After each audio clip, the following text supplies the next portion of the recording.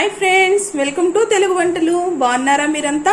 ఇవాళ మనం chocolate cake ఎలా తయారు చేసుకోవాలో, ఈజీ మెథడ్ లో చాక్లెట్ కేక్ ఎలా తయారు చేసుకోవాలో చూద్దామండి. దానికి కావాల్సిన పదార్థాలు: ఒక మిక్సీ జార్ లో పావు కప్పు మెల్టెడ్ బటర్ అండి, కరిగించిన వెన్న వేసుకుందాము.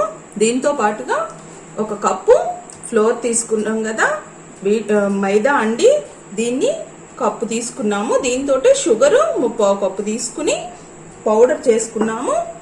పౌడర్ చేసుకుంటే ఇలా వచ్చిందనమాట. ఇది షుగర్ పౌడర్ అండి. దీన్ని కూడా చక్కగా ఇందులో వేసుకుని మిక్సీ పట్టేసుకుందాము. ఇప్పుడు మెల్టెడ్ బటరు షుగర్ పౌడర్ కలిసి మిక్సీ పట్టుకున్నామండి. ఇది ఇలా వచ్చింది. దీనిలోకి ఇప్పుడు ఒక పావు కప్పు సన్ఫ్లవర్ ఆయిల్ వేసుకుందామండి. ఏదైనా రిఫైన్డ్ ఆయిల్ వేసుకోవచ్చు చక్కగా.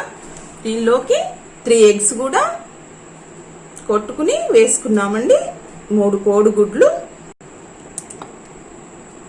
దీన్ని కూడా చక్కగా మిక్సీ పట్టేసుకుందాము. ఇలా ఎగ్స్, ఆయిల్ కూడా వేసుకుని చక్కగా మిక్సీ పట్టేసుకున్నాం కదా. ఇది బాగా క్రీమీ టెక్స్చర్ లో వచ్చేసింది. దీన్ని ఒక బౌల్లోకి వేసేసుకుందామండి. ఇప్పుడు ఈ బౌల్ని పక్కన పెట్టేసుకుని చక్కగా ఇలా మైదా పిండి తీసుకున్నాం కదా, ఆల్ పర్పస్ ఫ్లోర్ అండి. దీనిలో 1 స్పూను బేకింగ్ పౌడరు, ఇంకా 1/2 స్పూను బేకింగ్ సోడా అండి, ఒక పావు స్పూను ఉప్పు అండి, సాల్ట్. దీనిలో పావు కప్పు కోకో పౌడర్ అండి. దీన్ని కూడా చక్కగా కలిపేసుకుందాము. వీటన్నిటిని జల్లి చేసుకుందామండి. ఇప్పుడు ఇవన్నీ కలుపుకున్న పౌడర్ని ఇలా ఒక జల్లి గరిటెలో వేసుకుని చక్కగా జల్లి చేసుకుందామండి.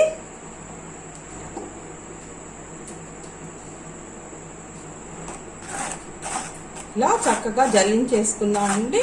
వేస్ట్ పార్టికల్స్ ఏమైనా ఉంటే పక్కకు వచ్చేస్తాయి.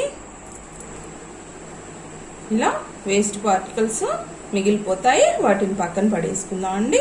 ఇవన్నీ ఉంటే చక్కగా పొంగదు కేకు. ఓకే ఫ్రెండ్స్, దీన్ని చక్కగా కలిపేసుకుందాము. ఇప్పుడు స్టవ్ వెలిగించేసుకుని ఒక ప్యాన్ పెట్టుకుందామండి. ప్యాన్ పెట్టుకుని మీడియం ఫ్లేమ్లోకి పెట్టుకుని దానిలో కాస్త ఉప్పుని పోసుకుందామండి. ఉప్పు లేనప్పుడు మెత్తటి ఇసుకైనా పోసుకోవచ్చు అండి. దీన్ని చక్కగా పరుచుకుందాము. పరుచుకుని దీనిలో ఒక ప్లేట్ పెట్టేసుకుని ప్రీ హీట్ చేసుకుందామండి. ఇలా సాల్ట్ వేసేసుకుని, సాల్ట్ లేదా మెత్తటి ఇసుకైనా వేసేసుకుని ఇలా ఒక ప్లేట్ పెట్టేసుకుని ప్రీ హీట్ చేసుకుందామండి. దీన్ని లిడ్ పెట్టేసుకుని ఓ 10 నిమిషాలు ప్రీ హీట్ చేసుకుందాం. దీన్ని ఇలా వదిలేద్దాం 10 నిమిషాలు. ఈ లోపు మనం పిండి కలిపేసుకుందామండి. పైన వెయిట్ పెట్టద్దు. ఇప్పుడు దీంట్లో ఒక పావు స్పూను కాఫీ పౌడర్ కూడా వేసుకుందామండి. ఇప్పుడు చక్కగా ఈ పౌడర్ అంతా కలుపుకున్నాం కదా, దీన్ని ఒకే యాంగిల్లో చక్కగా కట్ అండ్ ఫోల్డ్ మెథడ్లో కలుపుకుందామండి. పిండంతా చక్కగా కలిసిపోయే వరకు కలుపుకుందాము. ఇప్పుడు దీనిలో ఒక 1/2 స్పూను వెనీలా ఎసెన్స్ కూడా వేసి చక్కగా కలిపేసుకుందామండి. ఈ కట్ అండ్ ఫోల్డ్ మెథడ్లోనే ఒకటే యాంగిల్లో చక్కగా పిండంతా కలిసిపోయే వరకు కలుపుకుందామండి. దీనిలో కొంచెం గట్టిగా ఉంది కాబట్టి సరిపోను ఒక పావు కప్పు పాలు తీసుకున్నామండి. దీన్ని కొంచెం కొంచెంగా వేసి కలుపుకుందాము. చూసుకుని వేసుకుందామండి. కొంచెం కొంచెంగా వేసుకుని చక్కగా కేక్ బ్యాటర్ కరెక్ట్గా తయారయ్యే వరకు కలుపుకుందామండి. ఇలా ఇంకా కొంచెం థిక్గా ఉంది కాబట్టి ఇంకొన్ని పాలు వేసుకుని చక్కగా కలుపుకుందామండి. మెజర్మెంట్ చూసుకుంటూ వేసుకుందాము. ఇది రిబ్బన్ కన్సిస్టెన్సీ వచ్చే వరకు చక్కగా కలుపుకుందామండి. ఇప్పుడు మన కేక్ బ్యాటర్ చక్కగా రెడీ అయిపోయిందండి. మనకు కావాల్సిన కన్సిస్టెన్సీ వచ్చేసింది. దీన్ని పక్కన పెట్టేసుకొని ఇప్పుడు కేక్ బౌల్ తీసుకుని దానిలో కొంచెం వెన్న వేసుకుని గ్రీస్ చేసుకుందామండి. చక్కగా ఈ వెన్నని ఈ బౌల్ అంతా అప్లై చేసుకుందాము. చక్కగా ఈ వెన్నంతా ఈవెన్గా స్ప్రెడ్ చేసుకుందామండి. ఇలా వెన్న రాసుకున్న బౌల్లో ఇలా ఒక బటర్ పేపర్ని కూడా తీసుకుని చక్కగా పెట్టేసుకుందాము. దీనికి కూడా చక్కగా వెన్నంతా అప్లై చేసుకుందామండి. ఓకే ఫ్రెండ్స్, దీంట్లో ఇప్పుడు మనం రెడీ చేసి పెట్టుకున్న బ్యాటర్ని చక్కగా వేసుకుందాము. ఇలా వేసుకున్న పిండి అంతటిని చక్కగా కొంచెం ఫ్లోర్కి అలా తట్టుకుంటే ఈవెన్గా స్ప్రెడ్ అయ్యి ఎయిర్ బబుల్స్ లేకుండా ఉంటాయండి. దీని మీద లైట్గా బాదం పప్పు, జీడిపప్పుని క్రష్ చేసి పెట్టుకున్నాము. వీటిని కూడా చక్కగా దీని మీద స్ప్రింకిల్ చేసుకుందాము. ఇప్పుడు దీన్ని ఫ్రీ హీట్ చేసుకున్న కుక్కర్లో పెట్టేసుకుందామండి. ఇప్పుడు ఈ ఫ్రీ హీట్ చేసుకున్నాం కదా కుక్కర్లో, దీన్ని తీసుకుందామండి. చక్కగా వేడెక్కిపోయింది. దీనిలో ఈ బౌల్ పెట్టేసుకుందాము. పెట్టుకుని లిడ్ పెట్టేసుకొని పైన వెయిట్ లేకుండా ఒక 30 నుంచి 40 నిమిషాల వరకు బేక్ చేసుకుందామండి. ఓకే ఫ్రెండ్స్, లో ఫ్లేమ్లో పెట్టుకుని ఒక 40 మినిట్స్ వెయిట్ చేద్దామండి. ఒకసారి తీసి చూసుకుందాము. 40 మినిట్స్ అయింది. కేకు ఎంతవరకు బేక్ అయిందో చూద్దాము.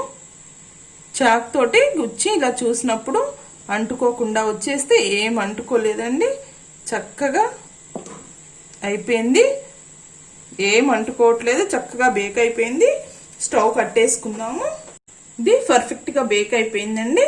దీన్ని తీసి బయట పెట్టుకుని చల్లార్చుకుందాము. ఒక 10 నిమిషాలు చల్లారిన తర్వాత దీన్ని చక్కగా బయటికి తీసేసుకుందాము. ఓకే ఫ్రెండ్స్, ఇప్పుడు ఇది చక్కగా చల్లారిపోయిందండి. దీన్ని ఒక చాక్ తోటి కదిలిచ్చేసుకుని ప్లేట్లోకి తీసేసుకుందాము.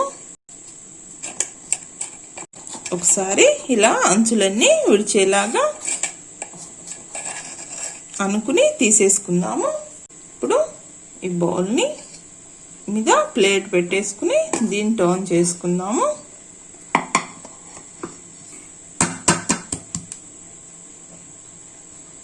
చక్కగా వచ్చేసింది కేకు. గిన్నె కూడా ఏం అంటుకోలేదు. మంచిగా వచ్చేసింది. ఇప్పుడు దీని మీద ఉన్న బటర్ పేపర్ని తీసేసుకుందాము. చూసారా, పేపర్ వేయడం వల్ల అడుగు కూడా నల్లగా అయిపోకుండా చక్కగా ఈవెన్గా కాలిపోతుంది. పేపర్ని తీసేసుకుందాము. కేక్ ఎంత స్పంజీగా ఉందో. ఓకే ఫ్రెండ్స్, దీన్ని టర్న్ చేసుకుందాము. చూసారు కదా, చక్కగా కేకు ఎంత స్పంజీగా వచ్చేసిందో. చక్కగా మెత్తగా వచ్చేసింది కదా, స్పాంజ్ లాగా. కట్ చేసుకుందాం దీన్ని.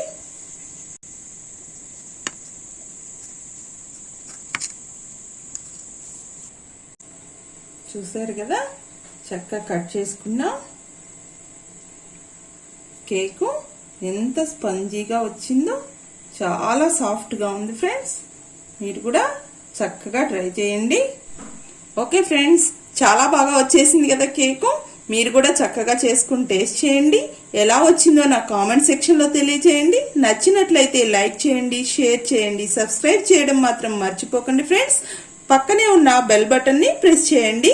Thanks for watching. Bye friends.